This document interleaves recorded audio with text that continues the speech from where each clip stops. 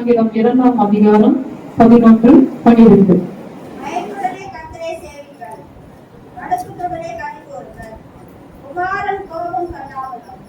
நீங்கள் வழியிலே அழியாமல் இருக்கப்படவில்லை. அவரை முத்தம் செய்யுங்கள். கொஞ்ச காலத்தினுடைய கோபம் பற்றியது. அவனை அன்னிப்படுவதை யாரும் பாக்கியவான்கள். வேதம் என்ன சொல்லுகிறது? பயத்துடனே கர்த்தரை சேவியுங்கள், நடுக்கத்துடனே களி கூறுங்கள். எதுக்காக? அடுத்த வசனம் வந்து, குமாரன் கோபம் கொள்ளாமலும் நீங்கள் வழியிலே அழியாமல் இருக்கும்படிக்கு அவரை முத்தம் செய்யுங்கள். கொஞ்ச காலத்திலே அவருடைய கோபம் பற்றி எரியும். அவரை அண்டிக் கொள்ளுகிற யாவரும் பாக்கியவான்கள். ஹல்லேலூயா. இந்த நாட்களில் நம் தேவனுடைய சமூகத்துக்கு எடுத்து வந்திருக்கிறோம். வருகிற நாட்கள் கோபத்தின் நாட்களா இருக்கிறது, அழிவின் நாட்களா இருக்கிறது இல்லையா? தேவனுடைய ராஜ்யம் மிக சமீபமா இருக்கிறது இல்லையா? அப்போ தேவனை அண்டிக் கொள்ளுகிற யாவரும் பாக்கியவான்களா இருக்கிறார்கள். நம்ம எல்லாருக்கும் ஒவ்வொரு நாளும் வேலைகள் உண்டு, ஒவ்வொரு நாளும் தேவைகள் உண்டு. ஆனாலும் இந்த நாள் கர்த்தருடைய நாள். இதனை நாம் கலந்து கொண்டிருக்கிறோம் என்றால் தேவனை அண்டிக் கொள்ளுகிற யாவரும் பாக்கியவான்கள். பயத்துடனே கர்த்தரை சேவியுங்கள், நடுக்கத்துடனே களி கூறுங்கள். ஆண்டவர் என்ன சொல்றாரு? பயத்துடனே இருக்க சொல்ல, பயத்துடனே அவரை தொழுது கொள்ளணும். நடுக்கத்துடனே என்ன பண்ண? ஆண்டவருக்குள்ள களி கூர்ந்து இருக்க வேண்டும். ஏனென்றால் வருகிற எல்லா ஆபத்துக்கும் தீங்குக்கும் ஆண்டவருடைய மறைவுக்குள் வந்து நாம் காணப்பட வேண்டும் என்றால் இந்த நாட்களை நாம் என்ன பண்ணணும்? விசேஷித்துக் கொள்ள வேண்டும் தேவனே. ஏனென்றால் இந்த வருடம் தொடங்கி எவ்வளவோ அழிவுகள், எவ்வளவோ தேசத்துல காரியங்களை நாம் பார்த்து கொண்டு இருக்கிறோம், கேட்டுக் கொண்டு இருக்கிறோம். ஆனாலும் தேவனுடைய திரும்ப நம்ம 2 மாதங்கள் நடத்தி இந்த 3ஆம் மாதத்துல, முதலாம் மாதத்துல தேவனுடைய சமூகத்துல தேவன் நம்மை கொண்டு வந்திருக்கிறார். ஏனென்றால் அவருடைய இறக்கங்கள் நம்முடைய வாழ்க்கையில அவ்வளவு பெரியதாக இருக்கிறது. ஹல்லேலூயா. நாம் கூட இந்த இடத்துல என்ன சொல்லுகிறதுனா, பயத்துடனே கர்த்தரை சேவிங்கள். நாம கூட நிறைய வாட்டி கர்த்தருக்கு பயப்படுதல் என்ன அப்படின்னு சொல்லுவோம். ஃபர்ஸ்ட் நமக்கு என்ன வசனம் ஞாபகம் வரும்? தீமையை வெறுப்பது கர்த்தருக்கு பயந்து. கட்டாயமா நமக்கு ஞாபகம் வந்துடும் இல்லையா? ஏன்னா நம்ம நிறைய வாட்டி இந்த வார்த்தைக்கு என்ன பண்ணிருக்கோம், கேட்டு இருக்கிறோம். நமக்கு என்ன, நம்ம இன்னொரு வசனம் தெரியும், தீமையை வெறுப்பது கர்த்தருக்கு பயப்படுகிற. இது மாத்திரம் கர்த்தருக்கு பயப்படுகிற பயம் அல்ல, பல காரியங்களை வேதத்தின் வழியாக ஆண்டவர் நமக்கு சொல்லுகிறார் இல்லையா? பாருங்க, மல்கியா 1ஆம் அதிகாரம் 6ஆம் வசனம். குமாரன் தன் பிதாவையும் ஊழியக்காரன் தன் எஜமானையும் கனம் பண்ணுகிறார்களே. நான் பிதாவானால் என் கனம் எங்கே? நான் எஜமானானால் எனக்கு பயப்படும் பயம் எங்கே? இந்த இடத்துல வேதம் என்ன சொல்லுகிறது? குமாரன் தன் பிதாவையும் ஊழியக்காரன் தன் எஜமானையும் கனம் பண்ணுகிறார்களே. நான் பிதாவானால் என் கனம் எங்கே? நம்ம ஒரு வேலை ஸ்தலத்துல நம்ம என்ன பண்ணுறோம்? நமக்கு மேல இருக்கிறவங்களுக்கு ஒரு கனத்தை கொடுக்கிறோம், அவங்களுக்கு ஒரு ரெஸ்பெக்ட் இருக்கு இல்லையா? அவங்க நம்ம ஷீட்டு கிட்ட வந்தாலும் கிடையாது, அவங்க ஆபீஸ்குள்ள என்டர் ஆகும் போதே நம்ம என்ன பண்ணுவோம்? எடுத்து அவங்களுடைய கனத்தை கொடுப்போம் இல்லையா? அப்போ உலக பிரகாரமாக ஒரு எஜமானனுக்கு நாம் கொடுக்கிற கனத்தை கூட தேவனுக்கு நாம் என்னதில்லை, கொடுப்பதில்லை என்று வேதம் சொல்லுகிறது. குமாரன் தன் பிதாவையும் ஊழியக்காரன் தன் எஜமானனையும் கனம் பண்ணுகிறார்களே. அப்ப கனம் பண்ணுகிறார்களேனா மற்றவர்களுக்கு நாம் கனத்தை கொடுக்கிறோம். ஆனால் நான் பிதாவானால் என் கனம் எங்கே என்று தேவனுடைய வார்த்தை இந்த நாட்களில வருகிறது. பாருங்க, நாம் கூட அநேக காரியங்களில அநேக மனிதர்களுக்கு நம்ம என்ன பண்றோம்? கொடுக்க வேண்டிய கனத்தை கொடுக்கிறோம். ஆனால் நம்ம ஆண்டவராக இயேசு கிறிஸ்து நம்ம என்ன பண்றது இல்ல, கனத்தை கொடுப்பதில்லை. அவர் சொல்லுகிறார், நான் பிதாவானால் என் கனம் எங்கே? நான் எஜமானனானால் எனக்கு பயப்படுகிற பயம் எங்கே என்று. அநேக நேரங்களில் நாம் எப்படி இருக்கிறோம்? நிர்விசாரணமா இருக்கிறோம் இல்லையா? அநேக நேரங்களில் ஒரு சோர்வு நிலையில நாம் காணப்படுவோம், அசதியான நிலையில காணப்படுகிறோம். இந்த நாள் பாருங்க, கர்த்தருடைய நாள் இல்லையா? வேதம் சொல்லுகிறது, பரிசுத்தத்துடனே நம்ம என்ன பண்ணுவாங்க? ஆசிரிக்க வேண்டும் என்று வேதம் சொல்லுகிறது. அப்போ இந்த நாட்களில அவருக்கு கொடுக்க வேண்டிய கணக்கை நாம் கொடுக்க வேண்டும் என்று வேதம் சொல்கிறது. இதனால் இது எத்தனை பேர் இந்த தேவனுடைய சமூகத்துல நாம பல காரியங்களில இருக்கலாம்.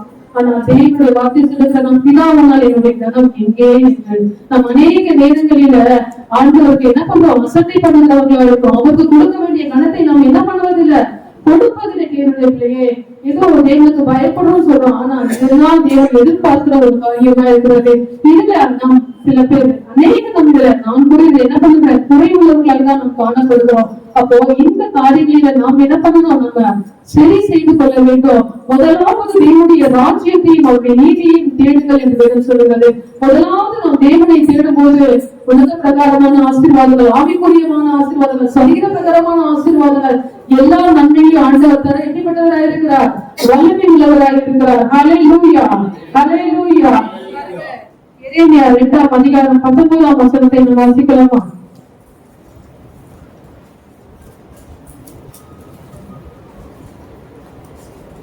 உன் தீமையை உனக்கு தண்டிக்கும், உன் தீமை உன்னை தண்டிக்கும், உன் மாறுபாடுகள் உன்னை கண்டிக்கும். நீ உன் தேவனாகிய கர்த்தரை விழுகிறதும் என்னை பற்றும் பயம் உன்னிடத்தில் இல்லாமல் இருக்கிறதும் எத்தனை பொல்லாப்பு கசப்புமான காரியம் என்று உணர்ந்து கொள். என்ன சொல்லுகிறது, நீ உன் தேவனாகிய கர்த்தரை விழுகிறதும் என்னை பற்றும் பயம் உன்னிடத்தில் இல்லாமல் இருக்கிறதும் எத்தனை பொல்லாப்பும் கசப்புமான காரியம் என்று சொல்லுகிறது. பாருங்க, பொல்லாப்புன்றது இருக்குது, கசப்பு இருக்குது. ஆனால் தேவனுக்கு கொடுக்க வேண்டிய பயம் நாம் கொடுக்காமல் இருப்பதை வேதம் நம்ம என்ன சொல்லுது, அது ஒரு பெரிய பொல்லாப்பா இருக்கிறது, அது ஒரு பெரிய ஒரு கசப்பான காரியமாக ஆண்டவர் நம்மிடத்துல எதிர்பார்க்கிறார். பல காரியங்களில நம்மளாக என்ன பண்ணலாம், பல விதமான பொல்லாங்க இருக்கலாம், தீங்குகள் இருக்கலாம், கசப்புகள் இருக்கலாம். ஆனால் ஆண்டவருக்கு நம்ம எப்படி மாறக்கூடாது, கசப்பானவர்களாய் மாறக்கூடாது, பொல்லாதவர்களாய் மாறி போகக்கூடாது. அப்போ மாறி போக வேண்டிய காரியங்கள் என்ன, தேவனுக்கு பயப்படுகிற பயம் இல்லாமல் போகும்பொழுது நாம் எப்படி இப்போ தேவனுக்கு பொல்லாதவர்களாய் மாறி போவோம், ஒரு கசப்பானவர்களாய் மாறி போகிறோம் இல்லையா? கசப்பை யாராச்சும் விரும்புவாங்களாங்க, விரும்புவாங்களா? ஐயோ ரொம்ப நல்லா கசப்பா இருக்குது அப்படி திரும்பி திரும்பி வாங்கி சாப்பிடுவாங்களா? இல்ல. ஒரு பொல்லாதவங்க, ஒரு பொல்லாப்பு நமக்கு தீமை செய்யறாங்க, நமக்கு ஆகாதவங்களா இருக்கிறாங்கன்னா நம்ம அவங்ககிட்ட போய் நெருடியா திருப்பி திருப்பி அவங்ககிட்ட போய் விருப்பப்படுவோமா பேச? இல்ல. ஒரு மாம்சமான ஒரு மனுஷனாக இருக்கிற நமக்கு அப்படிப்பட்ட ஒரு நினைவுகள், சிந்தனைகள் இருக்கும் பொழுது அப்ப ஆண்டவர் உன்னையும் என்னையும் சிருஷ்டித்து தேவனுடைய ஜீவனையை நமக்காக கொடுத்து தன்னுடைய பிள்ளையாக மீட்டு வைத்திருக்கிறார் என்றால் அவர் நம்மை கசப்பாய் நினைக்கும் போது, பொல்லாதவர்களை நாம் எதிர்கொள்ளும் போது நம்முடைய வாழ்க்கை எப்படிப்பட்டதாய் மாறும் நாம் கொஞ்சம் சற்று சிந்தித்து பார்க்க வேண்டும். இதெல்லாம் தேவனுக்கு கொடுக்க வேண்டிய கடத்தை கொடுக்காமல் அவருக்கு கொடுக்க வேண்டிய பயத்தில் நாம் இல்லாமல் இருக்கும் பொழுது இப்படிப்பட்ட காரியங்கள்லாம் நம்முடைய வாழ்க்கையில வருகிறதாய் காணப்படுகிறது. ஹல்லேலூயா. பாருங்க, சங்கீதம் 36ஆம் அதிகாரம் 1ஆம் வசனத்துல வேதம் சொல்லுகிறது,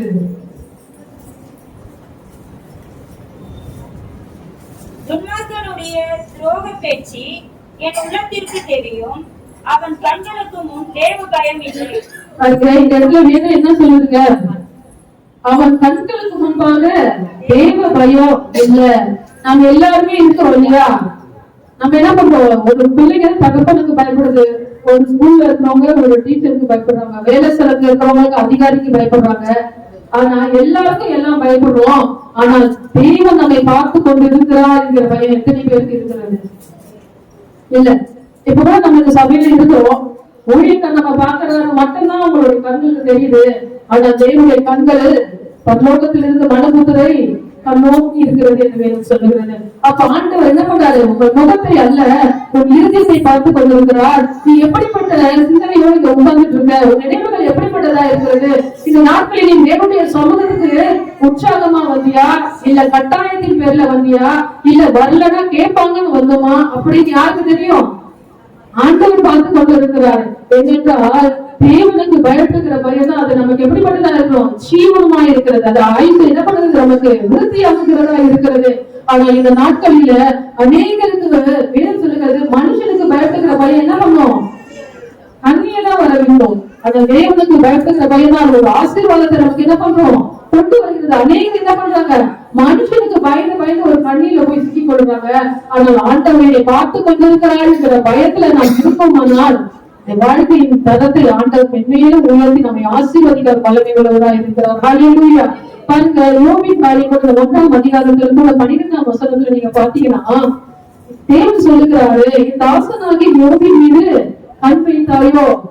அவன் எப்படிப்பட்டவனா இருந்தா, உத்தமனும் சன்மார்க்கமும் தேவனுக்கு பயப்படுகிறவனா இருந்தான். அவனை போல ஒருவனும் இந்த உலகத்துல இல்லவே இல்லைன்னு ஆண்டவர் சொல்லுகிறார். அந்த உலகத்துல எத்தனையோ பேர் இருந்திருக்கலாம் இல்லங்க. யோபு மட்டும் தான் இருந்தாரா? அவங்க குடும்பம் மட்டும் தான் அந்த உலகத்துல இருந்துச்சா? இல்ல, எத்தனையோ பேர் இருந்திருக்கலாம். ஆனால் பிசாசுடைய கண்கள் யார் மேல இருந்துச்சு? யோபு மேலதான். அவன் எப்படிப்பட்டவனா இருந்தான்? தேவனுக்கு பிரியமா இருந்தான், தேவனுக்கு பயப்படுகிறவனா இருந்தான். அதனால அவருக்கு என்னாச்சு? இந்த யோபு எப்படியாச்சும் ஆண்டவர் விட்டு தூர கொண்டு போகணும், எப்படியாச்சும் ஆண்டவரை தூஷிக்க வைக்கணும்னு சொல்லிட்டு என்ன பண்ணான்? யோபின் மேல அவன் என்ன பண்ணான்? கண் வைத்தான். அவன் வாழ்க்கையில பல பிரச்சனைகள் வந்தது. ஆனாலும் தேவன் அவரை குறித்து என்ன பண்ணாரு? என்ன பண்ணாலும் என்னை விட்டு ஒரு நாள் என்ன பண்ண மாட்டான், போக மாட்டேன். ஏன்னால் அவனை போல ஒருவன் உலகத்துல கிடையவே கிடையாது என்று நம்ம கூட நினைக்கலாம். எல்லாரும் நல்லாதான் இருக்குங்க, ஏன் எனக்கு மட்டும் இந்த பிரச்சனைகள், ஏன் நானு? நம்ம கூட சில நேரங்களில பல நேரங்களில மாம்ச பிரகாரமா யோசிக்கும் போது நம்ம ஆண்டவருக்கு கொடுக்க வேண்டிய கணத்தை கொடுக்க தானே செய்யும். ஆண்டவரை நாம் கேட்டுக்கிறோமே, ஆண்டவருக்கு நாம் எல்லாம் கொடுக்கிறோமே. ஆனா நம்முடைய வாழ்க்கையிலேயே இப்படிப்பட்ட நெருக்கம், உபத்திரவம், பிரச்சனை, பாடுகள், வியாதி அப்படின்னு கேள்விகளை அடுக்கிக் கொண்டே போகலாம் இல்லையா? அதனால வேணும் சொல்லுகிறது, எத்தனை பேர் இருந்தாலும் தேவனுடைய பிள்ளையின் மேலதான் பிசாசுடைய கண்கள் என்ன பண்ணுறது? வைக்கப்பட்டு இருக்கிறது. ஹல்லேலூயா. வேணும் சொல்லுகிறது, திணித்த புத்தி உள்ளவர்களாக இருங்க, விழித்திருங்க. ஏனெனிலா எதிராளிக்கு பிசாசனோட என்ன வேலை? அவனுக்கு என்னதாங்க வேலை? தேவனுடைய பிள்ளைகளை விழுங்குவதுதான், அவங்களை தள்ளுவதுதான் அவனுடைய நோக்கமா இருக்கிறது. இது கடைசி காலமா இருக்கிறது. தேவனுடைய வருகை மிக சமீபமா இருக்கிறது. வேதத்திலே சொல்லப்பட்ட எல்லா காரியங்களும் நாம் பார்த்து கொண்டிருக்கிறோம், கேட்டு கொண்டிருக்கிறோம். பிரமிக்கத்தக்கதா இருக்குது இல்லையா? இப்படி எல்லாம் நடக்குமா, இப்படி எல்லாம் இருக்குமா அப்படின்னு நம்ம யோசிக்கிற அளவு உலகத்தில காரியங்கள் நடந்து கொண்டிருக்கிறது என்றால் தேவனுடைய வருகைக்கு சமீபமாய் நாம் கடந்து கொண்டு போகிறோம் தேவனுடைய பிள்ளையே. அப்போ தேவன் நம்மோடு கூட இருக்கிறார் என்ற உணர்வு நமக்கு இருக்கும் பொழுது இந்த உலகத்திலே நாம் இருந்தாலும் இந்த உலகத்திற்குள்ளாக நாம் போகாதபடிக்கு தேவன் நம்மை ஒவ்வொரு நாள் என்ன பண்றாரு? பாதுகாத்துக் கொள்கிறார். அப்போ எவ்வளவு பிரச்சனைகள், உபத்திரவங்கள் வந்தாலும் கிறிஸ்துவின் அன்பை விட்டு என்னை பிரிக்க முடியாது என்று சொல்வது போல தேவனுக்கு பயந்து அவருடைய கிருபைக்குள்ளாக நம்ம என்ன பண்ணணும்? வந்து நிற்க வேண்டும் தேவனுடைய பிள்ளையே. பாருங்க, யோபை ஆண்டவர் சொல்லுகிறார். அடுத்தது என்ன சொல்றாரு? ஆபிரகாமையும் சொல்றாரு இல்லையா? இவனை போல கர்த்தருக்கு பயப்படுகிறவன் ஒருவனும் இல்லையே அப்படின்னு. அப்போ ஆண்டவர் வேதத்துல அநேகரை குறித்து சாட்சி சொல்றாரு இல்லையா? நம்முடைய வாழ்க்கையை குறித்து எத்தனை பேர் சாட்சி சொல்றாங்க? எத்தனை பேர் சொல்றாங்க? நம்ம இருக்கிறோம். அநேக வார்த்தைகளை நாம் கேட்கிறோம், தேவனுடைய வார்த்தைகளை நம்ம கேட்கிறோம். அந்த இறுதியில் அதை ஏற்றுக்கொள்ளாததுனால சில உலகத்தின் வழியாக நாம் கடந்து போகும்போது நம்ம என்ன பண்றோங்க? விழுந்து போகிறவங்களா இருக்கிறோம் இல்லையா? விழுந்து போகிறோம் இல்லையா? அப்போ ஒவ்வொரு நாளும் தேவன் என்னை பார்க்கிறார் என்கிற ஒரு பயம் நமக்குள்ளாக இருக்கணும். உலகத்துல நாம் இருந்தாலும் இந்த உலகத்துக்குரியவர்களாக நாம் இல்லை என்பதை நாம் என்ன பண்ணணும்? அறிந்து கொள்ளணும். வேறு சொல்லுகிறது, இந்த உலகம் இருளில தான் இருக்குது. ஆனால் ஆண்டவர் இருளா வச்சிருக்கேன்னு சொன்னாரா? உலகம் இருள இருக்கு, நீங்க இருளாதான் உங்களை வச்சிருக்கேன்னு சொன்னாரா? இல்ல, வெளிச்சமா வச்சிருக்கீங்க. ஆகையால் வெளிச்சத்தின் பிள்ளைகளாக நீங்க என்ன பண்ணணும்? நடந்து கொள்ளும். எத்தனை பேர் வந்து தேவனுடைய பிள்ளையாய் நாம் இருக்கிறோம்? உலகத்தோடு உலகமா தான் நம்ம போறோம் இல்லையா? இல்லையா? அம்மாவே இல்லையா?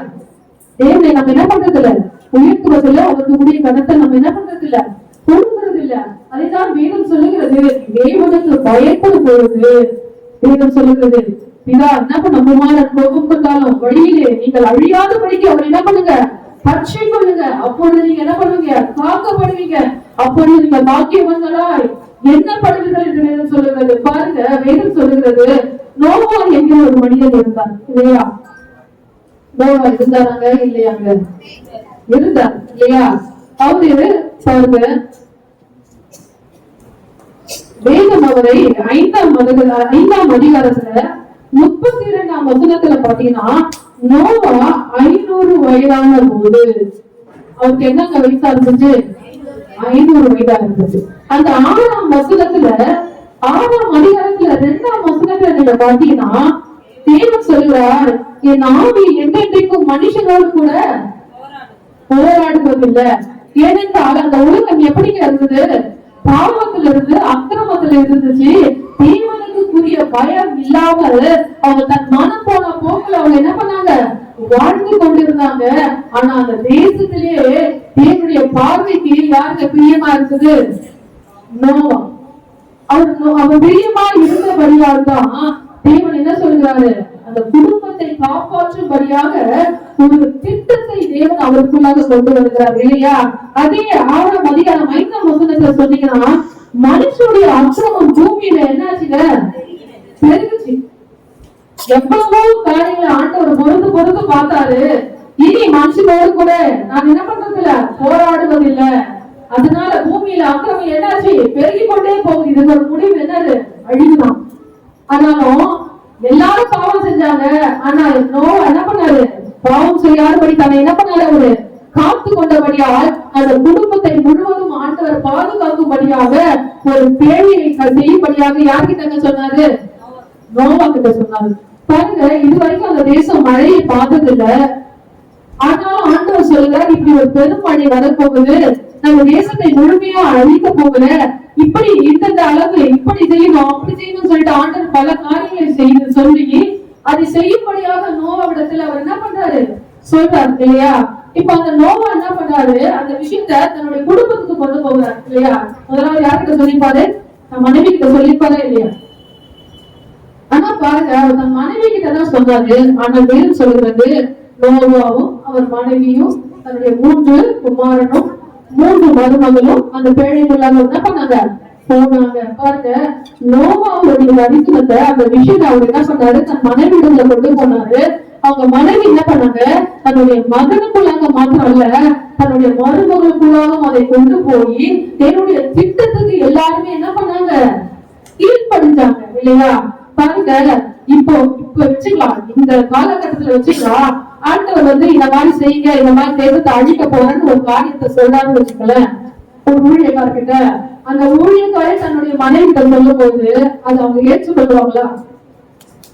என்னப்பா இந்த காலத்துல இந்த மாதிரி சொல்ற, இதெல்லாம் நடக்கிற விஷயமா, வேலையை பாரு அப்படின்னு சொல்லுவாங்க இல்லையா? ஏன்னா எங்க பார்த்தாலும் என்ன ஒரு என்கரேஜ்மெண்ட் கிடையாது. எங்க பார்த்தாலும் என்ன பண்ணாங்க? டிஸ்கரேஜ் தான் இல்லையா? நம்ம ஒரு விசுவாசம் உள்ளவர்களால் காணப்பட்டாலும் அந்த விசுவாசத்தை வளர்ப்பிக்கிற விதத்துல வார்த்தைகள் வராது. அவிசுவாசிகளாய் மாறி போகிற அளவுதான் வார்த்தைகள் என்ன பண்றது? கடந்து வருகிறது. ஆனாலும் பாருங்க, ஒரு குடும்பத்துல அதை கொண்டு போறது பெரிய விஷயம். ஆனால் அவர் எல்லாவற்றையும் தன்னுடைய மகனுக்கு தன்னுடைய மருமகள் முழுவதுக்கும் அந்த வார்த்தைகளை கொண்டு போய் அதை நிறைவேற்றினார்கள். ஹல்லேலூயா! இது எவ்வளவு பெரிய விஷயம் இல்லையா? இப்ப இருக்கிற காலகட்டத்துல ஒரு திட்டம் போட்டானா அந்த திட்டத்தை அந்த குடும்பத்துக்குள்ள கொண்டு போய் அந்த பிள்ளைகளிடத்துல கொண்டு போய் அதை நிறைவேறதுக்குள்ள என்னங்க ஆகுது? ஒண்ணு என்னங்க, திட்டம் கூட நீங்க போட வேண்டாம். நாளைக்கு ஒரு வெளியே போறோம்னு வச்சுக்கீங்க, இத்தனை மணிக்கு நம்ம நாளைக்கு போனோம் அங்க இருக்கணும்னு ஒரு ப்ரோக்ராம் நம்ம பிக்ஸ் பண்ணணும்னு வச்சுக்கோங்க. அந்த ப்ரோக்ராமுக்கு போறதுக்குள்ள எத்தனை வீட்டுல சண்டை, கோவம், எரிச்சல் இதெல்லாம் இருக்குது சொல்லுங்க. யாராச்சும் சொன்ன டைமுக்கு சந்தோஷமா அந்த இடத்துக்கு நம்ம போயிருக்கோமா? இல்ல. ஒரு இடத்துக்கு போறதுக்கே நம்மளால அதை கொண்டு போக முடியலையே. ஆனால் நோவா தந்த தேவனுடைய திட்டத்தை தன் குடும்பம் முழுவதுக்குள்ளாக கொண்டு போய் தேவனுடைய வார்த்தையின்படி கீழ்ப்படிந்து அவர் மாத்திரம் இல்லாமல் தன்னுடைய குடும்பம் முழுவதையும் அந்த பேழைக்குள்ளாக கொண்டு போய் அந்த குடும்பம் முழுவதும் என்ன பண்ணதுங்க? அந்த அழிவுல பாதுகாக்கப்பட்டதுங்க. ஹல்லேலூயா! ஹல்லேலூயா! இந்த நாட்களில் கூட தேசம் பலவிதமான ஆபத்துகளை சந்தித்து வரலாம். ஆனால் தேவனுக்கு கீழ்ப்படிந்த போது, தேவனுக்கு பயப்படுகிற பிள்ளைகளாக நாம் இருக்கும் பொழுது பல ஆபத்துகள் தேசத்துல வரலாம். ஆனால் பேழை என்கிற என்னுடைய பாதுகாப்புக்குள்ளாக நாம் இருக்கும் பொழுது எந்த தீங்கோ எந்த அழிவும் நம்ம என்ன பண்ணுவதில்லை, கொடுவதே கிடையாது. ஹல்லேலூயா! பாருங்க, 40 நாள் மழை பெய்யுது. ஆனால் 2ஆம் மாதத்துல அவங்க நாங்க பேழைக்குள்ளாக போய் கதவு பூட்டப்பட்டது சொல்லுது.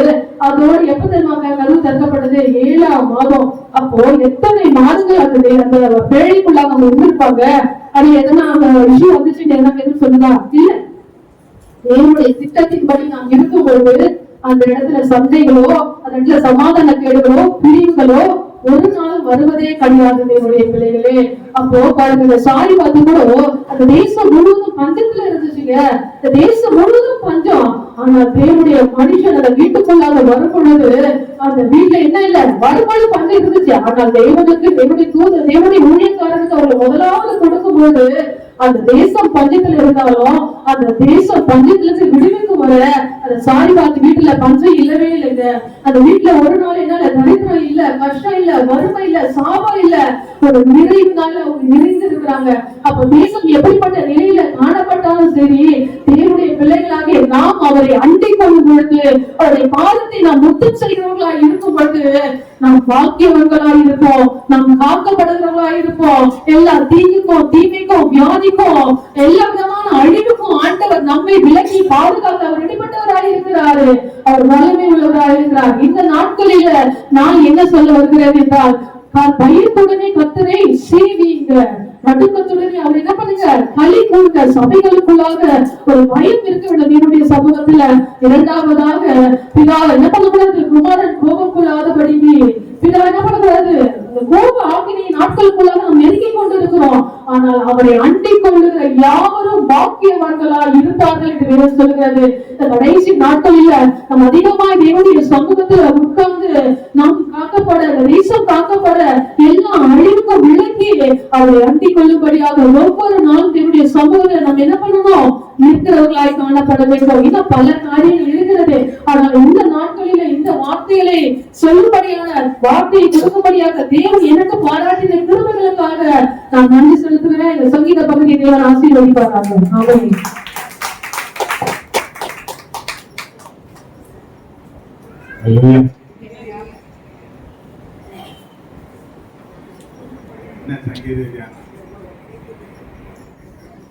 பேசினாங்க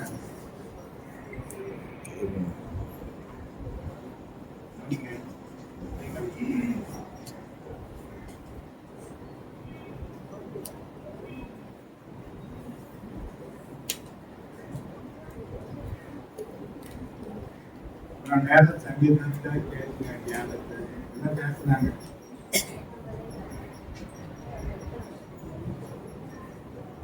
பயத்துடனே நான் இருக்கணும்.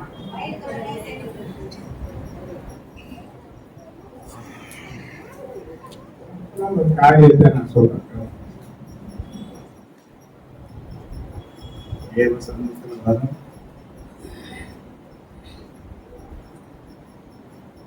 ஆராதிக்கிறோம். நிறைய பேருடைய பிரச்சனை மாசத்தே கிடையாது.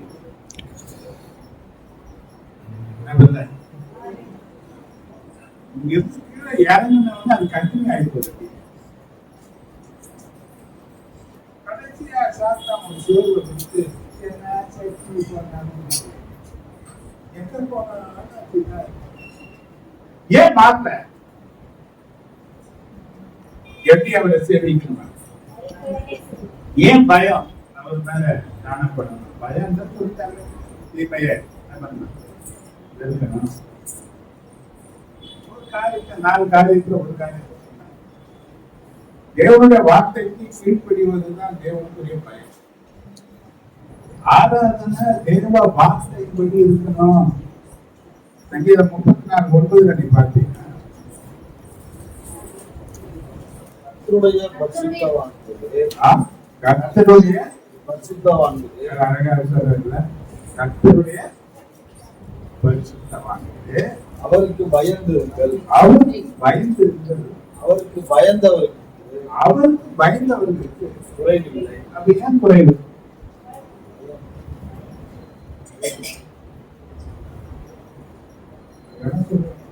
இந்த காஸ்டாக்குள்ள கட்டு 2 மணி நேரம் உன் சரீரத்தை அடக்க முடியாது.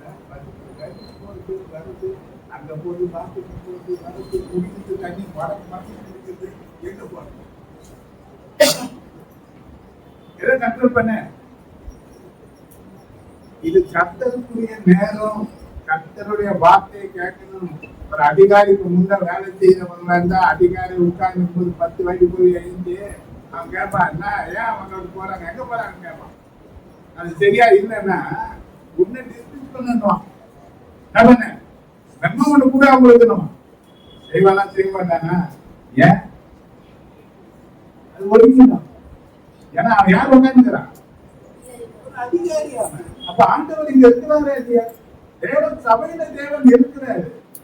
அவர் என்ன பார்க்கிறாருன்னா, வசனத்திற்கு கீழ்ப்படிந்து என்னையே தன் இருதயத்துல ஏற்றுக்கொண்டு தேவனுக்கு ஏற்ற பயத்தோடு கூட நாம தேவ சமூகத்தை காணப்பட்டு தேவனை ஆராதிப்போமானார், தேவ வார்த்தைக்கு கீழ்ப்படிவோமானார், ஆசீர்வதிக்கப்படாது. யார் ஆசீர்வதிக்கல? ஏன்னா இந்த பரம்பரை தெரியுதுன்னா ஏசையா 58 நீங்க 13-14 நீங்க வாசிங்கன்னா ஆசீர்வாதம் வாசி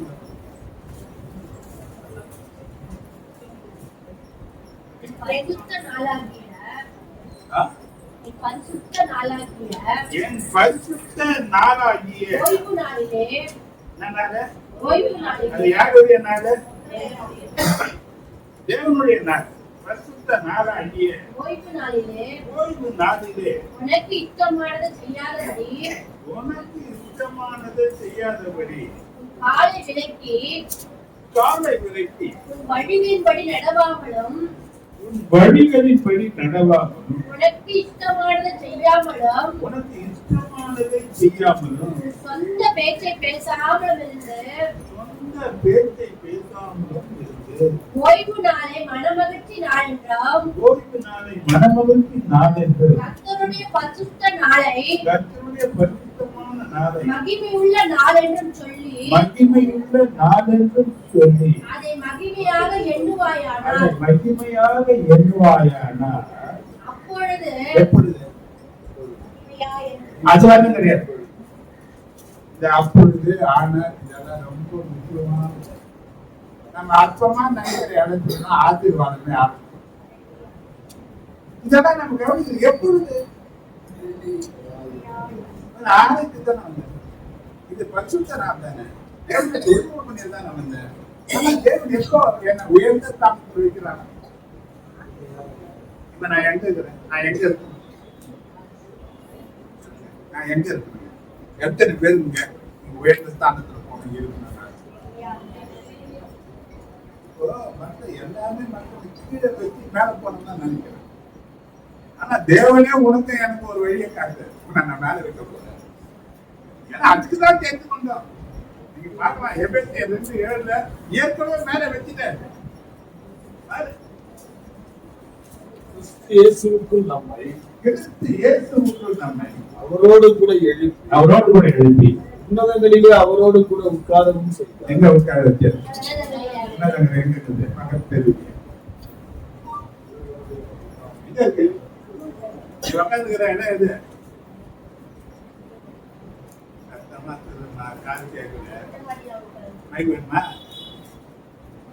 எங்க உட்காந்து இருக்க? எங்க உட்கார வச்சாரான்னு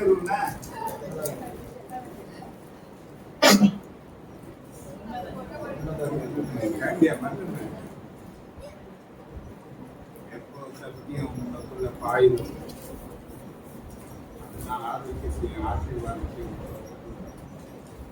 அதை கொடுக்கிறதுதான் இந்த ஊழியக்காரன். இதுக்கு நான் தகுதி கிடையாது, தகுதி படிச்சுட்டு என்னை விட நீங்க படிச்சிருக்கலாம், என்னை விட எல்லாம் சிறந்த ஞானம் உள்ளவங்களா இருக்கலாம். ஆனா இந்த காரியத்திற்கு தேவனை இப்ப நான் உன்னை ஆசீர்வதிக்கிறதா என்னுடைய வேலை. நீ ஆசீர்வாதமா இருந்தாதான் மற்றவங்க ஆசீர்வாதமா இருக்கும். தேவனுடைய நாமம் சபையை இன்னும் என்ன பண்ணலாம். அப்ப இந்த ஆசீர்வாதத்துக்கு தான் நீங்க நாடெல்லாம் உழைக்கிறீங்க. நாங்கள் பத்திர மேல இருக்கணும்னுதான் உழைக்கிறீங்க. இன்னும் இன்னும் இன்னும் அதிகமான நேரங்கள் எடுத்து, கூடுதலா நேரங்கள் எடுத்து உழைக்கிறதுக்கு காரணம் என்னன்னா, மற்றவங்களை விட நல்லா இருக்கும். ஏன்னா தேவைகள் நிறைய இருக்கு, பிரச்சனைகள் நிறைய இருக்கு. இதையெல்லாம் கடந்து இதையெல்லாம் தாண்டி நான் மேல இருக்கணும் என்பதற்கு தான் இந்த சரீர பலத்துல பலவீனப்பட்டாத எங்க ஓடிக்கொண்டு. ஆனா அண்ணன் சொல்றாரு மேல வைப்பவங்க. ஆனா நீ எப்படி இருக்கணும்? என் பரிசுத்த நாள் எப்படி வரணும்? என்ன பயம் இருக்கணும்? யாரை சொல்லிட்டு யாரை பார்க்க வந்தேன்? இது தேவ சபையில தேவன் இருக்கிறார். அங்க இருக்கிறாரு. யாரை பார்க்க வந்தாங்க? யார பார்க்க வந்தாங்க? வேற யாரையும் பார்க்க வரலையே. இப்ப அவரை பார்க்க வந்து நீ காத்து இருக்கணுமா? அவரு ஒண்ணு காத்து இருப்பாரு. உன்னால அவர் நன்மை பெற போறாரா? அவர்கிட்ட இருந்து நீ நன்மை பெற போறியா? இல்லையா? அவரை காத்து இருக்க வைக்கிற. இப்ப ஒரு மனுஷன் ஒரு அதிகாரி ஒன்று காத்து செஞ்சு போயிட மாட்டாங்க. சொல்லிடு, நான் போறேன் சொல்ல. அப்ப உனக்கு ஆசீர்வாதம் நோட்டு வந்து ஆண்டவர் அந்த ஆசீர்வாதங்களை நீ பெற்றுக் கொள்வதற்கு யார்கிட்ட காத்திருக்கணும்?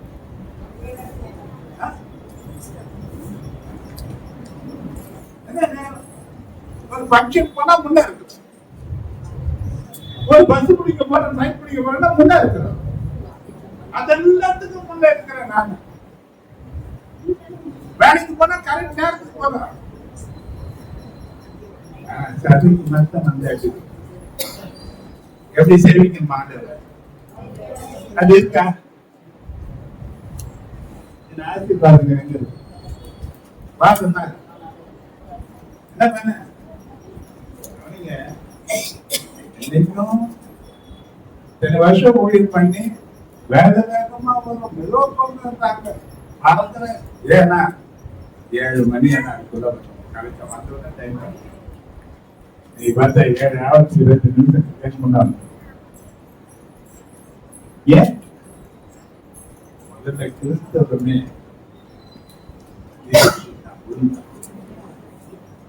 அந்த ஒருந்துல முக்கியமானது என்னன்னா நேரம்.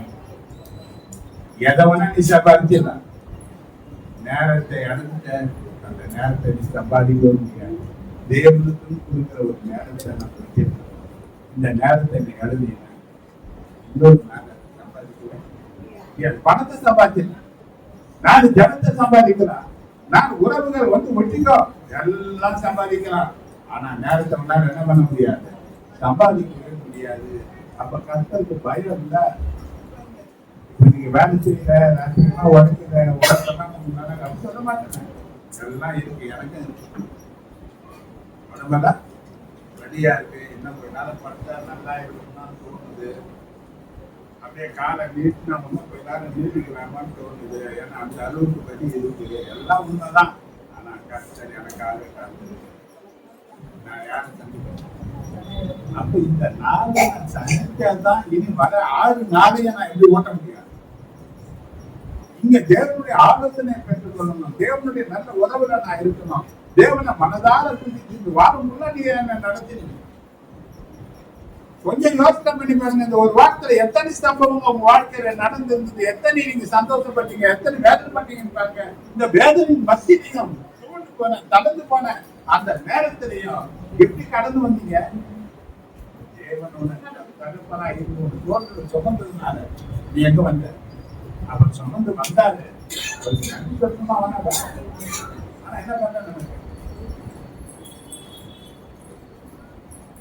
என்ன வேணும்? அதான் கேட்டேன். குமாரன் தன் பிதாவை, ஊழியக்காரன் தன் எஜமானனை கனம் பண்ணுகிறார்களே, நான் உன் பிதாவான என்னுடைய கணமே, நான் உன் எஜமானனானார். எனக்கு பயப்படுகிற பயம் எங்கே? என்ன வேணும்? மனுஷனுக்கு பயப்படுகிற அளவுக்கு தேவனுக்குரிய பயம் என்ன பண்ணுற? ஆனா எது வளர்ச்சி? எதுதான் சபை?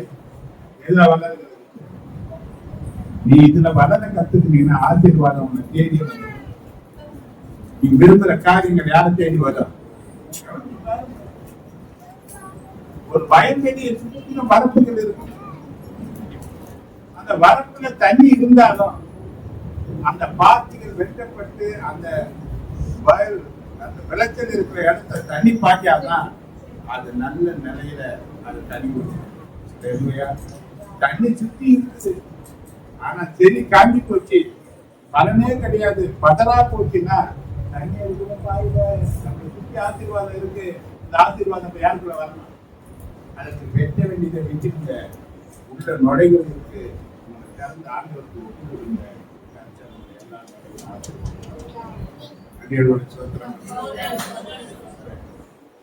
ஆண்டவருக்கு சாட்சியின் நேரம். நீ உயிரோடு இருக்கிற நாள் வரைக்கும் ஒருவனும் உனக்கு முன்பாக எதிர்த்து நிற்பதில்லை.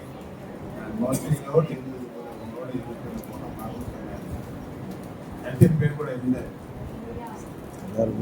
எத்தனை இடங்கள்ல நீங்க ஜெயிச்சீங்க? வாழ்க்கையெல்லாம் தோத்தீங்களா ஜெயிச்சீங்களா? கர்த்தர் என் கூட இருந்தான்னு சொல்ற அளவுக்கு பெரிய காரியங்கள் நடந்துதான். நான் கூட இருந்தா பயங்கரமான காரியங்களை செய்வேன்னு சொன்னாங்க. என்ன செய்த யார் சொல்ல போய்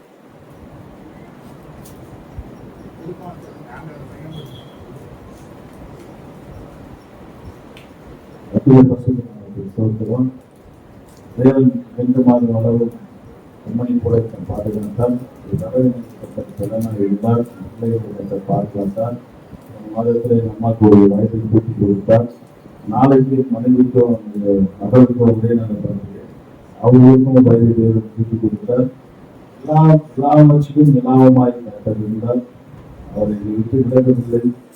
கைவிடுவோம் கர்த்தர் பாருங்க எல்லா கையும் காண்போம். நன்றி.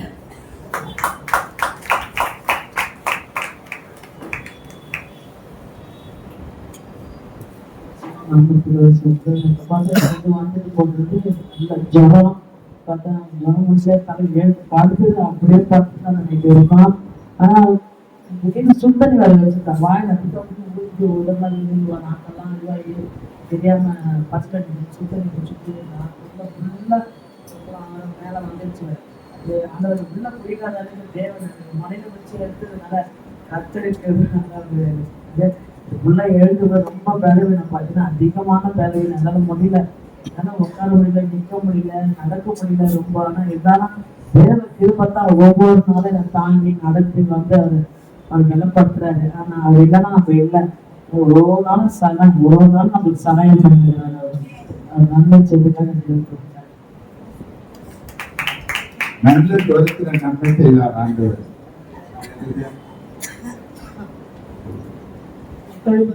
ஸ்தோத்திரம். 2 மாதங்கள் ஆசீர்வாதமா எங்களை நடத்தின போன வருஷம் பிப்ரவரி மாதம் நான் புது வீட்டுக்கு போனேன். புது வீட்டு வாடகை பார்த்தீங்கன்னா நான் பழைய வீட்டுக்கு இருந்ததோட டபுள் மடங்கு. ஆனாலும் இந்த நாள் வரைக்கும் எனக்கு வாடகை கொடுக்க கர்த்தர் கிருபை செய்தாரு, என்னோட ஆசீர்வதித்திருக்கிறாரு. அவர் சொல்லியிருக்காரு, உன் கலைஞர்களையும் நீ கையில் எல்லா வேலையிலும் உனக்கு ஆசீர்வாதம் கட்டேன்னு சொல்லியிருக்காரு. அந்த பிரகாரம் ஆசீர்வதித்து என்னை ஒரு நாளும் வெட்கப்படவில்லை. போன மாதம் பிப்ரவரி முடிஞ்சது 1 வருஷம் ஆகுது. எனக்கு வாடகை கொடுக்க எந்த ஒரு இதுவும் இல்லை, சிரமமும் இல்லை. எனக்கு உதவி செய்தார். அதற்காக கர்த்தருடைய பரிசுநாமத்துக்கு ஸ்தோத்திரம்.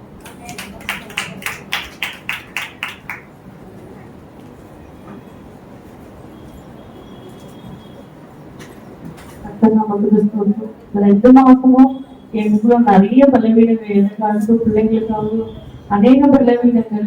ஆண்டவர் ஆனால் இந்த மாதத்துக்குள்ள சுகபத்திரமாக வைத்திருக்கிறார்.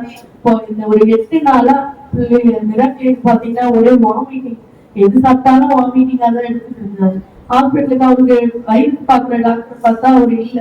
ஒரு 10 நாள் கழிச்சுதான் வந்தாரு. இதுதான் போய் பார்த்தோம்.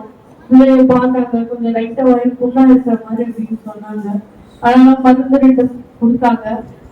ஜோம் பண்ணிட்டு இதப்பா மருந்து மாத்திரைங்களான தகப்பனை நீங்க பிள்ளைக்கு பரிபூர்ண சுகத்தை கொடுங்க. நேத்துல இருந்து அது கொஞ்சம் கம்மியா இருக்கு. தேவன் எங்களுக்கு எல்லா பலவீனங்களும் எங்களோட கூட இருந்து எங்களுக்கு நல்ல பலனை ஆரோக்கியத்தை கொடுத்திருக்கிறார். எங்களோட தேவைகள் அதிகமா இருந்தாலும் ஒவ்வொரு மாதமா எங்களை வழி நடத்துகிறார். கர்த்தருக்கு கொடான கொடி.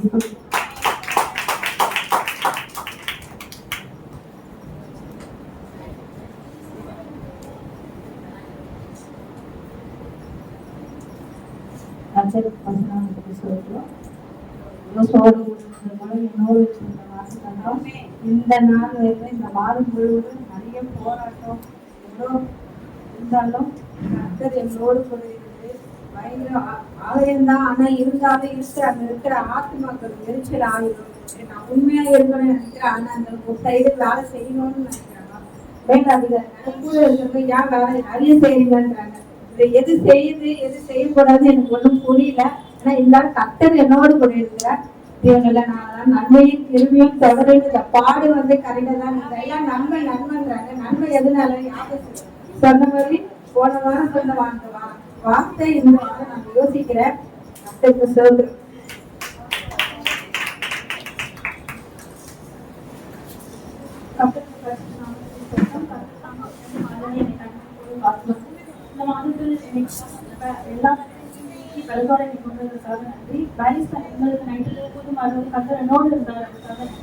நான் லாஸ்ட் டைம் நீங்க வந்து சாட்சி சொல்லியிருப்பேன். அப்பாவுக்கு வந்து உடம்பு சரியில்லை, கிரியேட்டிவ் லெவல் வந்து 11 வரைக்கும் போயிடுச்சு. ஸோ 1 month வந்து டயாலிசிஸ் பண்ண வேண்டாம்னு தள்ளி வச்சாங்கன்னு வந்து நான் சொன்னேன். லாஸ்ட் மந்த் வந்து எண்டில் வந்து அப்பா செக்அப் போயிருந்தாரு. கிரியேட்டிவ் லெவல் வந்து குறையவே குறையாது, டயாலிசிஸ் கண்டிப்பா பண்ணணும்னு சொல்லிட்டு இருந்த டாக்டர் வந்து கிரியேட்டிவ் லெவல் 11 இருந்து 8 வரைக்கும் குறைஞ்சிது. டயாலிசிஸ் வந்து ஒரு 6 months வேண்டாம் அப்படின்னு சொன்னாங்க. கத்தர் இது ரொம்ப பெரிய ஒரு அதிசயம். கத்தர் தாமே அதை சிம்பிளா கத்துருக்கிறாங்க. சாட்சி ஆசிரியர்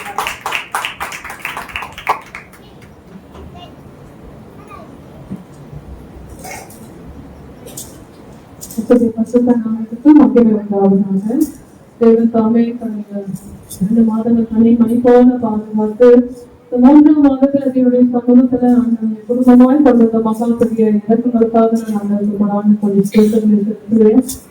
கடந்த வாரத்துல எனக்கு ரொம்ப பலவீனமா இருந்துச்சு, நிறைய மீட்டிங்கா இருந்துச்சு. நானும் தேவனுடைய திரும்ப கடந்த வாரத்துல அந்த கல்லறினத்துக்குள்ளாக நான் போகாதபடிக்கு தேவனை சுகமாய் ஆரோக்கியமாய் ஆண்டு வைத்திருக்கிறார். அதற்காக நான் அந்த கொரோனா கோடி நான் செலுத்துகிறேன். குடும்ப வாழ்க்கையை சமாதானத்தை கொடுத்தார், சந்தோஷத்தை கொடுத்தார், நல்ல பிள்ளைகளையும் கணவனோடையும் ஆண்டவர்களுக்கு கொடுத்தார். அவ்வளோ தேவைகள் மத்தியில நான் கடந்து வந்தாலும் தேவனைகளோடு இருந்து என்னை தேவன் நடத்தி வந்தார், யோசித்து வந்தார். எவ்வளவோ பிரயாணங்கள் இருந்தாலும் தேவனுடைய பாதுகாப்பை எங்களோடு கூட இருந்து எந்த ஒரு தீமைகளை அணுகாதபடிக்கு தேவனை காத்து கொண்ட மகாபெரிய கிருபைக்காக நன்றி செலுத்துறேன். கர்த்தர் செய்த எல்லா நன்மைக்காகவும் பொதுவான கோரி நன்றி செலுத்துறேன். இந்த சாந்தியை நன்மை தேவன் ஆசீர்வதித்து இருப்பார்கள்.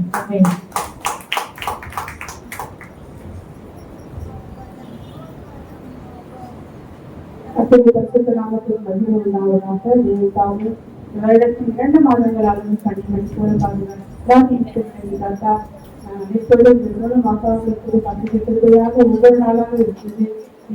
பிள்ளைகளை பாதுகாக்க, கலைஞரை பாதுகாக்க, கோப்பையும் அரசு தேவதாவை பாதுகாத்து எல்லாத்தையும் விலக்கி காக்க சொல்லிட்டே அது மாத்திரமல்ல. கடந்த மாதத்திலே எனக்கு ரொம்ப பேக் பெயின் வந்துச்சு, முடிய முடியல, நிம்மதி முடியல, அந்த மாதிரி இருந்துச்சு. ரொம்ப கஷ்டமா இருந்துச்சு.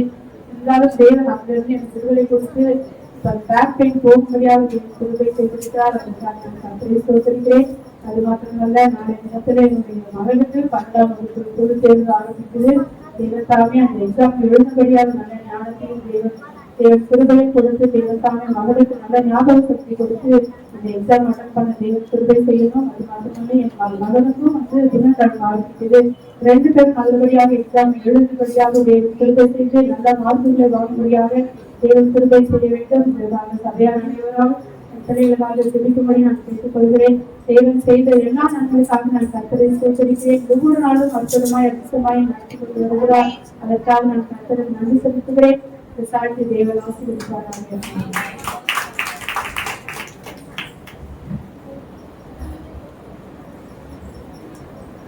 கர்த்தரை நாம சகோதரர் தேவன் தாமே கடந்த மாதம் முழுவதும் நடத்தி வந்தார். கடந்த மாதம் தேவன் தன்னை விடுவதற்கு நாங்கள் முன்பாக திருப்பதை மோசை எடுத்துக்கொள்ள உன்னோடு இருப்பேன், நான் உன்னை விட்டு வினவுவதில்லை, கை வினவுவதில்லை சொன்ன தகப்பன் தேவன் தாமே கடந்த மாதம் முழுவதும் நடத்தினார். விசேஷமாக சொல்ல கடந்த ஆண்டிலே பிப்ரவரி மாசம் 16ஆம் மாசம் கூட சொல்றதுக்கு நாங்க முடிச்சுட்டு போகும்போது அந்த ஆண்டாள் சிக்னல்ல வந்து ஒரு கார் இடிச்சு பாஸ்ட் வந்து அப்படியே கீழே விழுந்துட்டாரு. அந்த நாளிலே தேவன் தாமே ஒரு இழப்பு 4 படிக்க, ஒரு சனிக்கிழமை 4 படிக்க, ஒரு தங்கப்படி அப்பா வண்டியில் படாதபடிக்கு வீட்டுக்கு தேவன் கொண்டு போனார். ஆனா வீட்டுக்கு போனவனே ஜூலி சொன்னா, அப்பா நீங்க கீழே விழுந்துட்டீங்க, ஊசி போடணும்னு சொல்றாங்க. நாங்க டாக்டர் கிட்ட போனோம். டாக்டருக்கு போன அவர் என்ன பண்ணாரு, ஒவ்வொரு டாக்டர் எழுதி கொடுத்தாரு. அவரு வந்து ஸ்கேன் எடுங்க, அந்த டெஸ்ட் எடுங்க சொல்லிட்டு எல்லாவற்றையும் எழுதி கொடுத்துட்டார். அந்த டெஸ்ட் எடுக்கும்போது அவருக்கு வந்து ஆட்ல பிளாக் இருக்குன்னு சொன்னாங்க. அந்த காரியமே தேவன் தாமே கடந்த மாதிரி அந்த காரியமே தேவன் தாமே பொறுப்பெடுத்தார். ஆபரேஷன் செய்ய தேவன் பொறுப்பேற்றார். அடுத்து வந்து அவருக்கு வந்து இன்னொரு பிரச்சனை இருந்தது, அதையும் தேவன் செய்தார். மட்டுமாக கடந்த ஆண்டிலே அநேக இழப்புகள், அநேக தலைவர்கள், இவர் பாஸ்டருடைய தம்பியுடைய இறந்து போனார், அநேக காரியங்கள் செய்தார். இந்த புதிய ஆண்டிலே தேவன் தாமே பரிபூர்ண சுகத்தோடு ஊழிக்காரு அநேக ஊழிகளுக்கு போகும்போது வரும்போது தேவன் பாதுகாத்து வந்தார். நேற்று தினத்துல நாங்கள் பள்ளிக்கல்ல போகும்போது அப்பா சைக்கிள்ல ஒரு பையன் வந்து ஒரு கைலாந்தடிக்கு போனப்பா பொருள்கள் எடுத்துட்டு வந்தான். பின்னாடி வந்து பாஸ்டருடைய கையை இடிச்சு அவர் சின்ன கீழ் தான் இருந்தது. எல்லா பொல்லாப்புக்கும் தேவன் தாமே விலக்கி காத்து வந்தார், என்னையும் நடத்தி வந்தார். எனக்குள்ள அநேக தலைகணங்கள் எல்லாவற்றையும் எடுத்து போட்டு தேவன் தாமே அப்பா மனுஷன் நீங்கள் மறந்து போனாலும் தேவன் எங்களை ஒவ்வொரு நாளும் மறவாது படிக்க ஒவ்வொரு நாளும் நடத்தி வந்தார். ஒவ்வொரு நாளும் கடந்த 2 மாதங்களும் தேவன் தாமே அப்பா விசேஷமாக சொல்லுன்னா உடி கடந்து வண்டியில போகும்போது பார்த்து போங்க சொல்லினே வருவேன். அன்று இருந்தாலும் தேவன் தாமே பாதுகாத்து முன்னும் பின்னும் வலது இடதும் தேவன் பாதுகாத்து ஒவ்வொரு நாளும் நடத்தி வந்தார். சபை ஆனந்தங்களை கலந்து கொள்ள, வாசு குடும்பங்களை கலந்து கொள்ள, குடும்ப ஆசீர்வாத குடும்பங்களை கலந்து கொள்ள, வாகனத்திலே போய் தேவன் தாமே பாதுகாத்து நடத்தி வந்தார். குடும்பத்துக்குரிய எல்லா தேவைகளையும் தந்திருந்தார். எனக்கு விரோதமாக அநேக காரியங்கள் எழுப்பினாலும் தேவன் தாமே பக்கத்திலிருந்து எல்லாவற்றையும் விலக்கி காத்து நடத்தி வந்தார். மட்டுமாக தேவன் செய்த நன்மைகள் ஏராளம், சொல்ல முடியாத நன்மைகள், எண்ண முடியாத நன்மைகளை எங்கள் வாழ்க்கையில் தேவனாய் கர்த்தர் செய்து வந்தார். செய்த எல்லா நன்மைகளுக்காக கர்த்தரை சொல்லிருக்கேன். ஆமென்.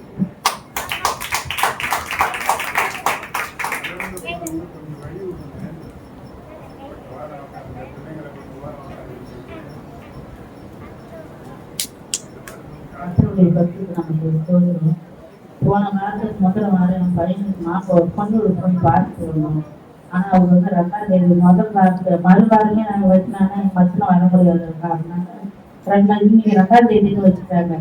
நான் அப்ப யோசிக்கிறேன். அதுக்கப்புறம் யோசிக்கிறேன், என்னப்பா இது வாரத்துக்கு முதல் ஞாயிறா இருக்கு, என்ன புரியல, கத்தருக்கு என்ன சித்தமா அது நடக்கும்னு சொல்லிட்டு மனசுல நான் வீட்டுக்கு கிளம்பி வந்துட்டேன். கத்தர் அவங்க பொண்ணோட அண்ணன் எங்க பிரிச்சு போல, இது பரவாயில்ல, தமிழ்காலம் தான் மாப்பிள்ளை தானே பார்க்குவாங்க, நாங்கள் லேட்டை பிடிச்சி வரான்னு சொல்லிட்டாங்க.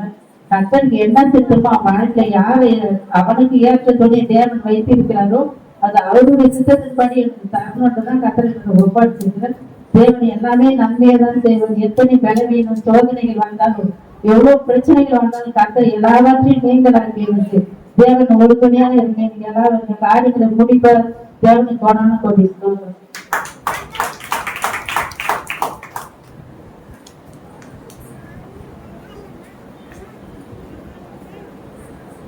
அப்படி பசுத்த நாமத்தில் சொல்லணும். கடந்த மாதம் வாக்குத்தத்தத்தின்படி கர்த்தர் நடத்தினார். கர்த்தருக்கு நன்றி செலுத்துறேன். வாக்குத்தத்தம் வரும்போதே வந்து நாம் வீட்டு விளைவுன்னு கைவிடவே சொல்லி அந்த வார்த்தையை கேட்டவுடனே சரி ஆண்டவர் நம்மளோட இருப்பாரு அப்படின்ற ஒரு இது வெளிக்கொண்டு போச்சு. அதுக்கப்புறம் கொஞ்ச நாள் நான் என்ன பண்றேன், நான் தினம் நைட்டு ஜோம் பண்ணும்போது வாக்குத்தத்தத்தை வந்து சொல்லி ஜோம் தான் பண்ணுவேன். அப்படிதான் எனக்கு ஒரு விஷயம் ஞாபகத்துக்கு வந்தது. இந்த வாக்குத்தத்தத்தின்படி வேலை ஸ்தலத்துல சில எதிர்ப்புகள் வந்து அநேகமா காணப்பட்டது. ஆனா தேவன் அவருடைய அதுக்கு முன்னமே ஆண்டவர் தம்முடைய வார்த்தையை கொடுத்து நீ உயிரோடு இருந்த நாளெல்லாம் ஒருவனும் உனக்கு முன்பா எதிர்த்து நிற்பதில்லைன்னு சொன்ன அவருடைய வார்த்தைப்படி கர்த்தர் என்னை நடத்தினார். ஒருவரை எனக்கு விரோதமா வாயை திறக்காதபடிக்கு கர்த்தர் நடத்தினார். எல்லா காரியங்களையும் கர்த்தர் என்னை நேர்த்தியா நடத்தினார். கர்த்தருக்கு நன்றி சொல்லிக்கிறேன். அது மாத்திரம் இல்ல, ஒரு 2 வாரமாவே எனக்கு ரொம்ப இருந்ததும் ஒரே பலவீனமா இருந்துச்சு. கர்த்தர் எனக்கு பலனா இருந்தார். கர்த்தருக்கு நன்றி செலுத்துறேன். குடும்பத்தையும் கர்த்தர் பாதுகாத்தார். எல்லாவற்றையும் கர்த்தர் கொடுத்தார். அதுக்காகவும் கர்த்தருக்கு சொல்றேன்.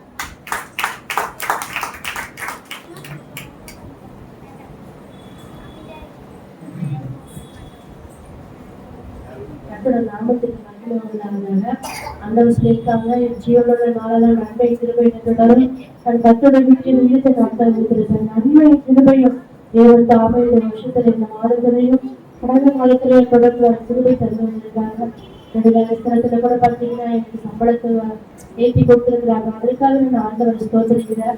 போன மாசம் வாக்குத்தத்தத்தை பார்த்தேன். அப்ப ஆண்டவர் சொன்னாங்க, இந்த வார்த்தையை சொன்னாங்க, உயிரோடு இருக்கிற நாளெல்லாம் ஒருவனு உனக்கு முன்பாக இருப்பதில்லை, மோசையோடு கூட இருப்பேன், என்னோட கூட இருப்பேன், நம்ம வீட்டு விலங்கு கைவிட சொல்லி வாக்குத்தத்தை கொடுத்தாங்க. இன்னும் இந்த மாதிரி வாக்குத்தத்தை கொடுத்துருக்காங்களே அப்படி சொல்லி நானும் கூட்டிருக்காங்க. காரியமா தான் இருந்துச்சு.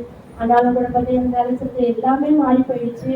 22 வருஷமா ஒருத்தர் வேலையில இருந்தாங்க. அவரும் என்ன பண்ணிட்டாங்க, ஓனர் கிடப்பாங்க சொல்லிட்டு வந்து அவர் என்ன பண்ணிட்டாரு, வேலையை விட்டு நின்று போயிட்டாரு அவரு. அதுக்கப்புறம் அந்த பொறுப்பு எடுத்தது என்கிட்ட கொடுக்குறேன்னு சொல்லிட்டு என் மேல எல்லாரும் என்ன பண்ணாங்க, கோச்சிக்கிட்டாங்க. ஆனா நானும் என்ன பண்ணேன், ஒரு வேலைக்காரன் மாதிரி தான். அவங்க ஓனர் கிட்ட சம்பளத்தை ஆளுங்க என் மேல எல்லாரும் என்ன பண்ணாங்க, வெறுப்பு காட்ட ஆரம்பிச்சாங்க. எல்லாம் என்ன பண்ணாங்க, நான் ஒப்பு கொடுத்து ஜோம் பண்ணேன். நான் ஒண்ணுமே கிடையாது, நம்ம வேலை பார்த்து நமக்கு சம்பளம் கொடுக்குறாங்க, அவ்வளவுதான். கம்மியாக கவுந்து வாழ்த்தாங்க சொல்லி தேவன காரியங்கள் இருந்துச்சு. ஆனாலும் ஒவ்வொரு நாளும் நான் என்ன பண்ணுவேன், அண்ணன் சொல்லி ஜோம் பண்ணி எனக்கு முன்பாக யாருமே இருக்க மாட்டாங்கன்னு சொல்லி நீங்க சொன்னீங்க அப்படி சொல்லி நான் தண்ணி சம்பளம் போடுறது பண்றாங்க. உலக பிரச்சனை எனக்கு வாழ்க்கை எழுதுது. நானே வந்துட்டு டெய்லி போன காரணம் இதனால எனக்கு ஒரு பிரச்சனை சொல்லி நான் ஜெபம் பண்ணுவேன். ஆனா கத்த தாமி எல்லாத்தையும் தேவன் தாமி வெகுவாக மாற்றி கொடுத்தாங்க. உபவாசம் கொடுத்து மக்கள் கிட்ட சொல்லி ஜபிக்க ஒரு கத்த தாமி எனக்கு நிலைமை தந்துவிட்டாங்க. நானும் விட்டு வெள்ளவங்களோட கைவிடுன்னு சொன்னார். எவ்வளவு பிரச்சனை, எவ்வளவு போராட்டங்கள் வேலை செலுத்துல காரணப்பட்டாலும் கத்தர் என்னோடவே கூட இருந்து அவருடைய ஓனருடைய கண்ணில் தைரியம் நாய் கொடுத்தாங்க. அதற்காக நான் ஆண்டவரை ஸ்தோத்திரிக்கிறேன். மட்டும் தேவன் நடத்தி வந்தாங்க. அந்த ராத்திரி நேரங்களிலும் வீட்டுக்கு வரதுக்கு கத்தர் உதவி செய்வாங்க. எனக்கு ஒரு பஸ் ஆயுதப்படுத்தி தருவாங்க. ஆண்டவர் செய்கிற நன்மைகளுக்காக நான் தேவனை ஸ்தோத்திரிக்கிறேன். அந்த நாட்டுல கூட சளி பிடிச்சிட்டு ஒரு ஜுரமே ஒரு மாதிரியாக இருக்குது. 2 வாரமா ஜுரம் மாதிரியே இருந்துச்சு எனக்கு உடம்புல. மண்டபத்தில் ஒரே மாதிரி பாசிட்டிவ் அப்படிங்கிட்ட ஜோம் பண்ணிட்டு போனேன். இப்ப எனக்கு நல்ல ஆரோக்கியம் கொடுத்து நடந்து தேவன் சபை கொடுத்துருக்கிறேன். அதற்காக நான் ஆண்டவர் ஸ்தோத்திரிக்கிறேன். கண்மட்டேன் இதெல்லாமே வந்து பாத்தீங்கன்னா பாசிட்டிவ் பிரேயர் வரதுனால எனக்கு கிடைக்குது. நான் எப்பொழுதுமே வந்து எனக்குன்னு தனிப்பட்ட விதத்தில் வந்து எடுத்துக்கவே மாட்டேன். ஒரு வாரத்துல ஒரு நாள் பாசிட்டிவ் பிரேயருக்கு வந்துருவேன். நான் கடந்த அதுக்கு முந்தின வாரத்தில் ஆண்டவர் கிட்ட எனக்குன்னு ஒரு தனி நாள் நான் எடுத்துக்கவே இல்லையாப்பா, பாசிட்டிவ் பிரேயருக்கு மட்டும் தானேப்பா நான் வரேன், எனக்குன்னு எதுவுமே தரமாட்டேங்கிறீங்களாப்பா சொல்லி நான் ஜபிக்கும் போதுதான் இந்த ஒரு ஆசீர்வாதத்தை தேவன் சாப்பா எனக்கு தந்து வந்தாங்க. அதுக்காக நான் தேவனை ஸ்தோத்திரிக்கிறேன். என்னுடைய காரியங்களை நான் எப்பொழுதுமே பாசிட்டிவ் பிரேயர்ல நான் கடந்த வாரத்துல கூட பாசிட்டிவ் பிரேயர் 2 வாரம் வரவே இல்லை. ஆனாலும் இனிமேட்டு பாசிட்டிவ் பிரேயருக்கு கரெக்டா கலந்துக்கணும்ப்பா சொல்லி நான் போன வாரத்துல கூட ஜபத்துல எனக்கு ஒப்பு கொடுத்துட்டோம். என்ன வேலையா இருந்தாலும் சரி பாசிட்டிவ் பிரேயர்ல வாரத்துல ஒரு நாள் நம்ம கலந்துக்கணும். இதுமிட்டு தான் நம்ம கடவுளுக்கு ஆசீர்வதிக்காத காரியங்களை கற்றுக்கொண்டு அந்த ஒப்பு கொடுத்து ஜபம் பண்ண கத்து தாவை மட்டும் நடத்திருந்தாங்க. அதற்காக நான் தேவ ஸ்தோத்திரம் கத்து விசுவாசி சாட்சி ஆசீர்வாதம் கட்டிருக்காங்க.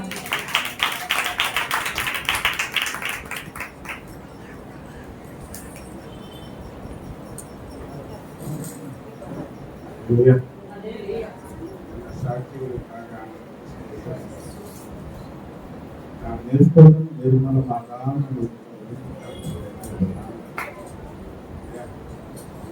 தெரியும். நாம் கடந்து போன பாதைகள் ஒரு கடினமான பாதை.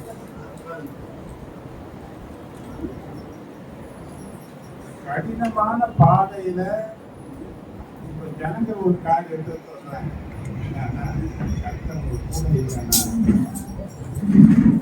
வாழ்க்கை எவ்வளோ ஆயிடுச்சு. அநேகருக்கு ஆச்சரியமா இருந்தாரு அந்த செய்தார் சொன்னாரு என்ன செய்தார் செய்வார். நானே சாட்சியா இருக்கேன். கர்த்தருடைய ஆசை. இன்னொரு காரியத்தை நாம் சொல்றது, சாட்சிகள் என்பது மனுஷனை பிரியப்படுத்துவது அல்ல. சாட்சிகளில ஒரு காரியம் நடக்குது, ஒன்னு தேவன் மகிமைப்படுகிறார், இன்னொன்னு உனக்கு எதிரியாகிய சத்து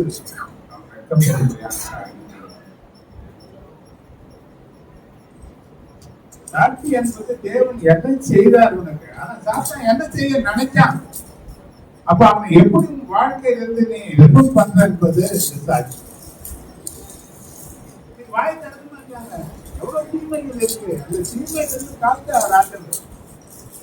சாத்தா தேவனன் கூட இருந்தார் என்பது சாத்தானுக்கு பிடிக்காத விஷயம்.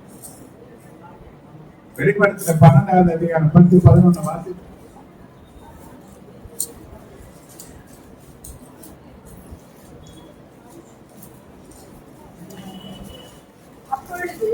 அப்பொழுது வானத்திலே ஒரு பெரிய சத்தம் உண்டாகி, இப்பொழுது ரட்சிப்பும் வல்லமையும் நம்முடைய தேவனுடைய ராஜ்யம்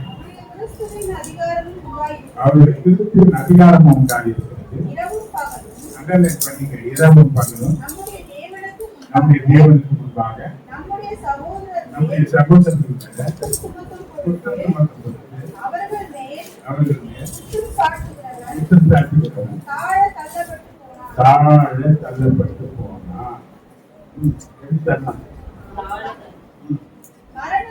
மரணம் நேர்ந்தவர்களாயிருந்தாலும் அதற்கு தப்பும்படி ஜீவனையும் பாராமல் ஆட்டுக்குட்டியின் ரத்தத்தினாலும் ஆட்டுக்குட்டியின் ரத்தத்தினாலும் தங்கள் சாட்சியின் வசனத்தினாலும் நீங்க சொன்ன சாட்சியினாலும் அவனை ஜெயித்தார்கள். யாரை ஜெயிக்கிறீங்க? சாத்தானை ஜெயிக்கிறதுக்கு 2 காரியங்கள் இந்த வசனத்தை கொடுக்கப்பட்டிருக்கிறது. இயேசுவின் ரத்தம். ஒண்ணு நீங்க சொன்ன சாட்சி. சாத்தானை ஜெயிக்கிறதுக்காக தேவன் நமக்கு வைத்திருக்கிற ஒரு பொருள். அவன் நம்முடைய எதிராக சொல்லப்பட்டது. எதிரி எப்பவுமே நன்மை செய்ய மாட்டான். எதிரியுடைய வேலையை நம்ம அழிக்க நினைக்கிறது தான். எத்தனை பிரச்சனைகள் நம்ம வாழ்க்கையில நம்ம கொண்டு வந்தாலும் எவ்வளவு போராட்டம் எதி ஒண்ணுமே இல்லை என்ற நிலை வந்த போது கூட நாம் இருக்கிறோம். ஏன்னா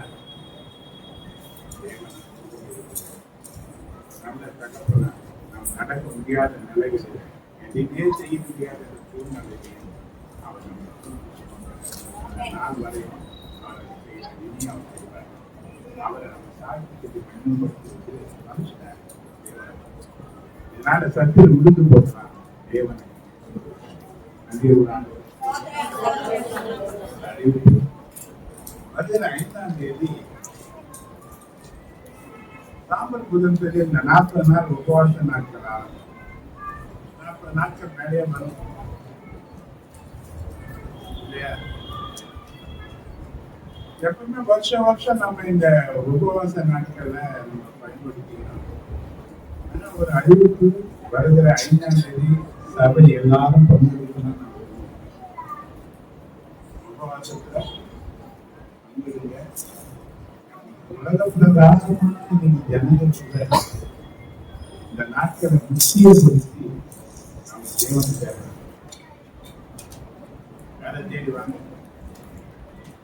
நீ நினைச்சதை விட வேண்டிக் கொண்டதை விட அதிகமாக தேவன் செய்ய அவர் ஆயுதமா இருக்கு. ஆனா நம்முடைய விருப்பங்கள் என்ன வருது அந்த நாட்கள் என்ன வருது? இந்த உபவாச நாட்களை பங்கெடுக்க நினைக்கிறவங்க ஏதாவது ஒரு வேலை நீங்க என்ன பண்ணணும்? சாப்பாடு தவிர்த்து 2 மணி நேரமாவது நீங்க ஜெபிக்கணும், வேத வாசிக்கணும். பார்த்தீங்கன்றது பட்டினி கிடையாது. நான் பார்க்கிங் இருக்கிறேன்னு சொல்லிட்டு பாடு மாதிரி வேலை செய்துட்டு நான் சாப்பிட்டா இருக்கேன். பார்க்கிங் கிடையாது, பட்டினி. உபவாசம்ன்றது தன் உடலை ஒதுக்கி தேவனோட கூட வாசம் பண்ணக்கூடிய நிலைக்கு தான் உபவாசம். ஏதோ நான் எல்லாத்தையும் நான் ஒதுக்கி வச்சிருக்கிறேன். இப்ப என்ன தேவனை தவிர எனக்கு முக்கியமானது எதுவும் கிடையாது. தேவனுக்கு எனக்கு ஒரு நல்ல உறவுல இருக்கிறதுக்கு என் நேரத்தை நான் தேவனுக்கு கொடுக்கிறேன். தேவனோடு கூட நான் இருக்க விரும்புகிறேன். தேவனோடு கூட நான் பேச விரும்புகிறேன் என்ற நிலையில உன் சிந்தைய தேவன் பக்கம் சாய்த்துக் கொள்வாயானால் தேவ சித்தம் உனக்குள்ள நிறைவேறும். நான் பார்த்துங்க இருக்கிறேன், அந்த வேலை இந்த வேலை அந்த வெற்றே கிடையாது. அவளை கஷ்டமா வேலை செய்துட்டு இங்க வந்து பக்காந்து ஒண்ணு தூக்கம் அவள். ஏன்னா சரீரம் பலவீனமானது. நம்ம சரீரம் பலவீனமானது. ஏன்னா யாருக்கும் கற்றுனா அதிகமான வேலை என்பது உடம்பு தளர்ந்து போகும். அந்த தளர்ந்து போகிற நிலையில உற்சாகப்படுத்த முடியாது. ஆள் உற்சாகமா இருக்கு சரீரம். அப்ப இந்த உபவாச நாட்கள் சில காரியங்கள் அந்த நேரத்துக்கு ஒதுக்குங்க. சில பேர் சொல்லாம 2 வேலை அது உங்களுக்கு முடிஞ்சா இருக்கும். 3 வேலை என்பது தேவ ஆலோசனைப்படி இருக்கணும். நான் பல பேரை பார்க்கிறேன். இனின்னு சொல்லுவாங்க வந்து நான் 21 நாள் பார்க்கிங் பார்த்தேன். ஜவுன் எடுத்துக்கிறேன். நான் ஒரு பதில் பார்க்கிங்ல 2 காரியங்கள் இருக்கு. தேவனோடு கூட அதிகமா இருந்தீங்கன்னா நீ மேல மேல மேல மேல வளர்ந்து ஆசிரியர். ஆனா சோதனைகள் எப்ப நிறைய வரன்னா நீ தேவனோடு நெருங்க சோதனைகள் வரும். ஆனா தேவனால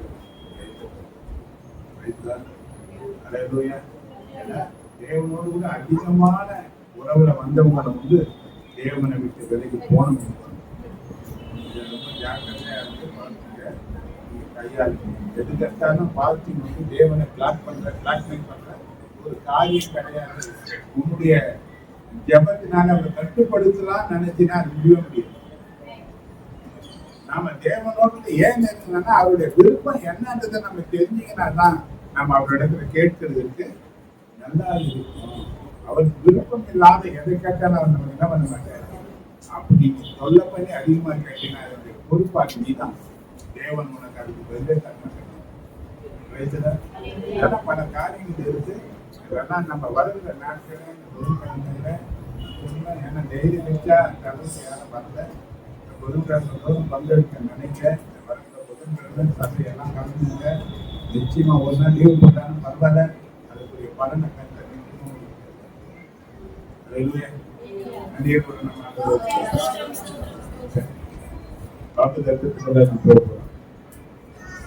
மத்திய 7வது அதிகாரம் 7வது வசனம். நீங்கள் ஜெபம் பண்ணும்போது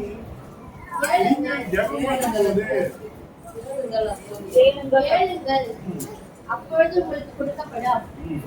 தேடுங்கள், அப்பொழுது கண்டடைவீர்கள்.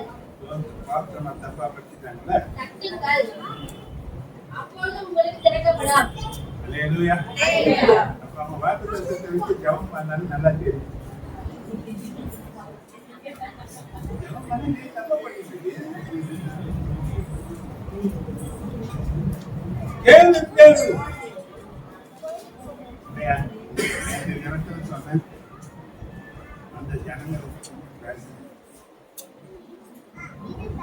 ஒரு கேள்வி முன்னாடி கேட்டாதான் தருவாரான்னு. என் பிரச்சனை தெரியாத அவருக்கு, என் கஷ்டம் அவர் அறியாததா? என் கண்ணீரை பார்த்து 4 பேர் சொல்றாங்க நீதி கண்ணீர் படிக்கிறாங்கன்னு சொல்றாங்க. என் கண்ணீரை பார்த்து கேலிக்கிட்டல் பண்றாங்க. அப்ப என் கண்ணீரை குருதியின் கணக்குல வைக்கிறேன்னு சொன்னவர் அல்லவா அவரு? அப்ப என் கண்ணீருக்கு பதில் கிடையாதா? என் துக்கம் மாறாதா? எனக்கு சந்தோஷமான ஒரு ஆசீர்வாதத்தை அவர் தரமாட்டாரா? இதெல்லாம் நான் கேட்கணுமா அவருக்கு?